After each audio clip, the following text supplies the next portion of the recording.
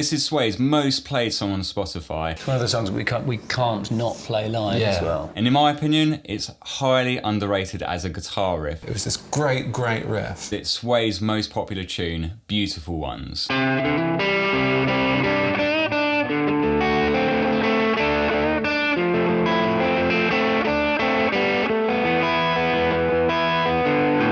Not many tutorials on this, so I'm going to show you exactly how to play it, give you a brief history, and throughout the tutorial I'll actually show you some concepts that he used so you can actually start implementing them into your own riffs. And as a bonus at the end, I'll show you what I created. So let's get to it.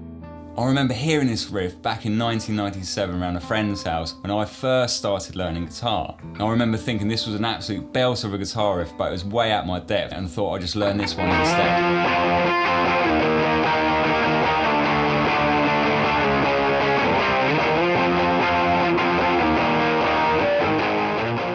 But then I thought, no, it's time to revisit Suede's most popular tune, Beautiful Ones. Richard Oakes, who's just 17, has beaten thousands of other hopefuls to become the new guitarist with the group Suede. And he had the pressure of filling the boots of previous guitarist Bernard Butler. However, to ease him into the role, bassist Matt Osman threatened to give new guitarist Richard Oakes a dead leg if he was unable to write a top 10 single. The first riff Oakes actually wrote for the band was originally called Dead Legs in the writing process, which actually later became Beautiful Ones. And lucky for Oakes, the single became number 8 in the charts, so he didn't get a dead leg from Matt Osman. The riff was recorded with layers of guitars on top of each other, including a Jag, his Red 335, a Telecaster, and a steel-bodied resonator. And although Oakes uses a Vox AC30 on his live shows and many recordings, on this particular album, he didn't even use one amplifier. What did he say? Instead, in this interview, he states, I used 3 gadgets to get all the sounds on the record. One was an ADA Ampulator speaker simulator, and we used it with a Marshall JMP1 preamp. And I also used the Yamaha FX900 effects unit.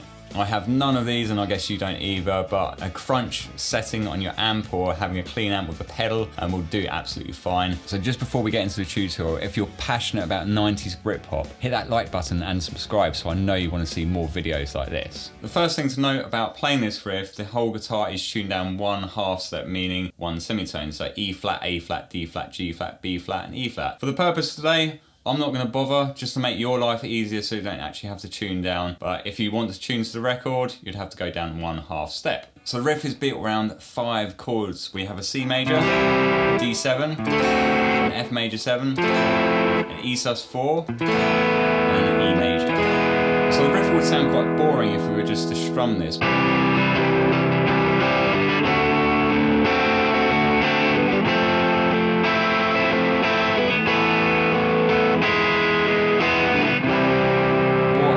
Actually does is he uses arpeggios, he uses bends, he also uses hammer-ons to introduce melody within his chords. So for the first part, we're playing a C note on the A string, and rather than just playing an arpeggio, what he does is plays an open D string which isn't part of the chord, and then hammers up to a note within the chord. So that's one concept idea.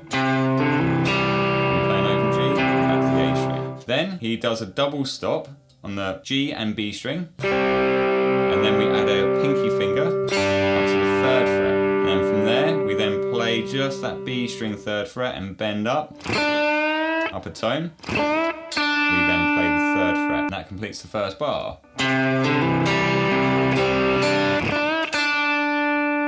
And then for the second chord, we have D7, and for this, we're doing an arpeggio. Meaning we're picking each individual string.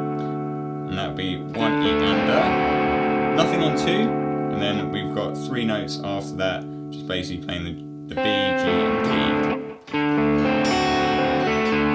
Then we have, again, another little double stop idea. So this is carrying on like a little motif that he uses for the first 2 bars, where we've got double stops and then a bend. So on this one, on the D7, we have the G and B strings together, and the pinky. Same melody note as well here with the pinky finger, and then we do a bend from that 3rd finger on the 3rd fret, bend up a tone, and then we just play the 3rd fret on its its own. And that takes us to the third bar. All tabs for this will be in the description below, and I'll also tab out the riff that I created at the end. Bars 1 and 2 together.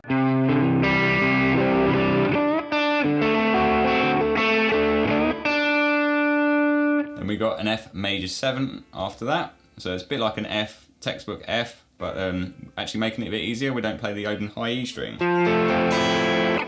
So we have the arpeggio again, same thing as on the D7. Then we go to another double stop melody, this time with no bends. So for the E+4, this is where other tutorials that I've seen aren't playing it 100% to what I'm hearing on the record. Whether or not I'm right or wrong, I don't know, but this is what I'm hearing. I'll play you it and then we'll break it down. So this is what this bit sounds like.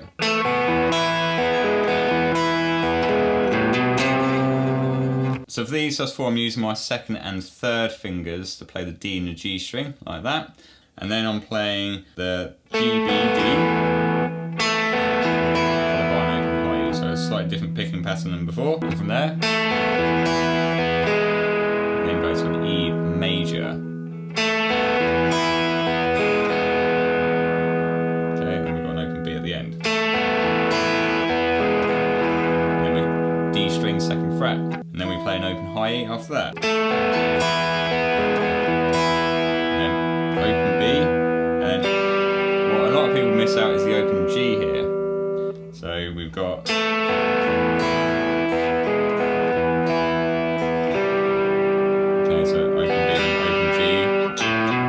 sounds kind of wrong, that's why probably most people miss that out, but I'm definitely hearing that on the record. A little bit of an inside secret there.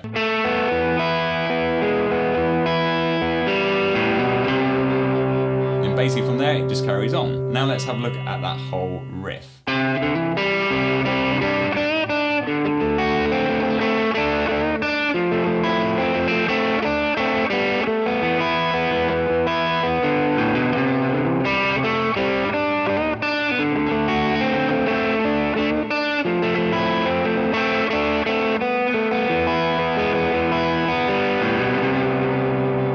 So with the riff I'm about to show you in a second, I use most of the concept ideas from this, and I'd encourage you to do the same. Even if you feel like you're not that creative, just try it, because you might actually surprise yourself what you can come up with. And as a reminder, the takeaways are hammering on to notes within the chord, double stops and bends to highlight different melodies within the chord structure too. So I'd say come up with a chord sequence and then try to introduce these afterwards. I'd love to hear what you've come up with yourself if you can tag me on Instagram. Anyway, here's what I came up with, and I'll also tab it out with the link in the description below. Enjoy.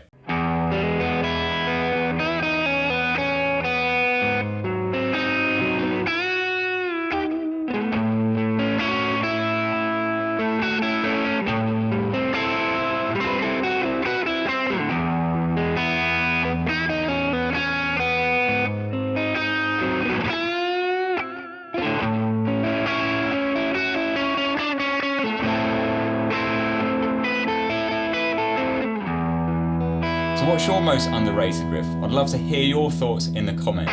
And while you're having a little think about that, there's this riff up here, which I'm sure you're gonna love. This is another underrated riff. So remember, discover, learn, and create, and go and check out that video right now.